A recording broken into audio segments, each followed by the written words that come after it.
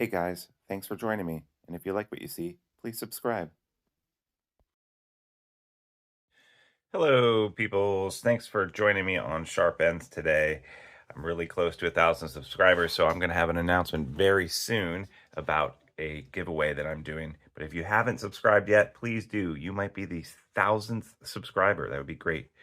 So today I wanted to talk about knife steels and how to use them and when to use them. Um, Knife steels are kind of like knives in that if you spend $5 on a knife, you're going to get a pretty crappy knife. But if you spend $50 on a knife, you're going to get a substantially better knife. Um, if you spend $5 on a knife steel, you're going to get a crappy knife steel. If you spend $40, $50 on a knife steel, you're going to be really, really happy. So when to use these and when not to use these. I use these to maintain the edge on my kitchen knives, and also to do a quick sharpening on knives that maybe a friend brings over. I don't have time to do the full KME spa treatment, so I just I sharpen them up. This works particularly well on softer steels, so not things like Elmax or I don't know, really Cruair like 90V, S90V. That these aren't going to have that much effect on them unless you've got a ceramic rod. But at that point, I think that really you should just be using a sharpening system.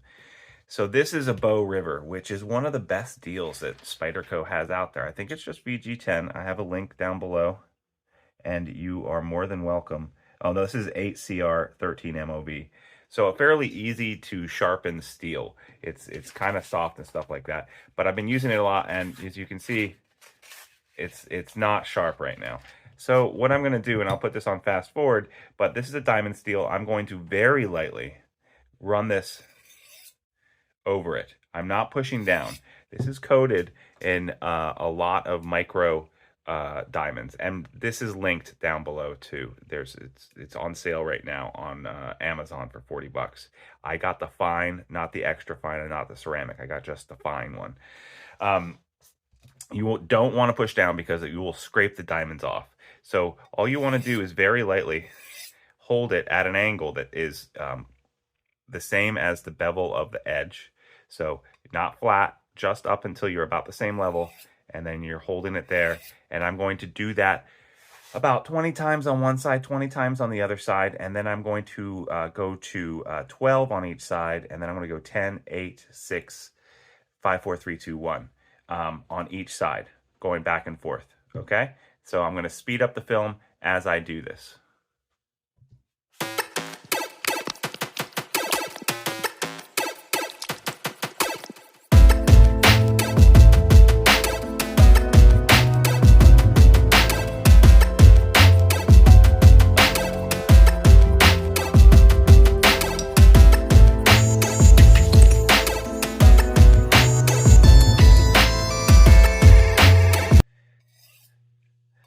All right, so you may have noticed that as I did this, I was turning it just a little bit each time I did it, so that I'm not always going on the same exact spot. I'm turning it every set of passes, okay? And I'm not pushing hard when I do this.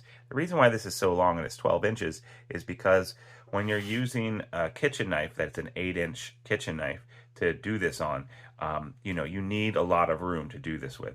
And now next I'm going to strop it. I've done lots of videos on stropping before, but just a real recap here. Again, and this time instead of, on the diamond you're pushing, okay? You're pushing away.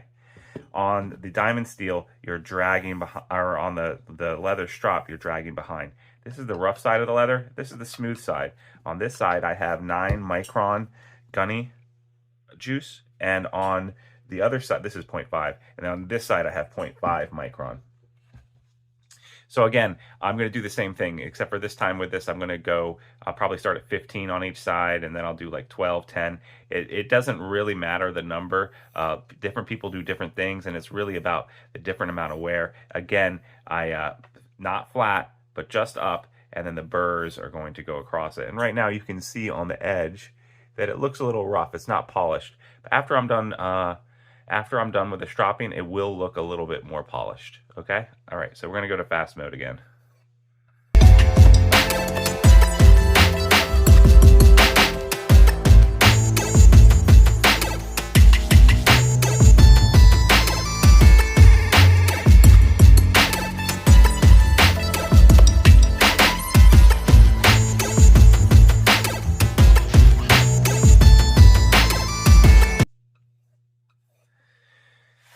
right, and now I'm going to flip it over to the to the flat side here, and I'm going to finish it stropping off here, okay? And again, I want to push away from myself. On this side, I ended up actually starting at 20 and then going down like I did with the steel.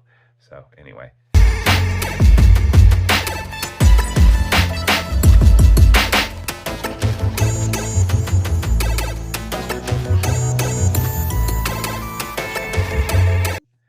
All right, and so now I'm just going back and forth and doing my last couple of strops. And we'll go ahead and test this out. Before we do, I'm just going to take a rag and clean up the edge and get off any of the excess gunny juice or stuff that might have built up on there. Yeah, all right. Everything is going to be linked down below. All right, so let's see if this made any difference. Yeah, a little bit of a difference. Yeah. So there's some parts of the blade that are sharper than others, but definitely an improvement, a lot nicer. And you can see here on that blade, yeah, it's just looking a lot nicer now. So yeah, I would say that a knife steel is good for you if you're going to, a lot of the cutting factor in a kitchen knife is its geometry, in that it's tall and very thin, and as long as it has a halfway decent edge, it's going to cut. So that's what you are looking for, is just maintaining the geometry of the edge. And once you have that, it's going to cut everything fine, and you can keep it going. And I'm not saying, I mean, I have knives that I keep super, super sharp, you know, don't get me wrong.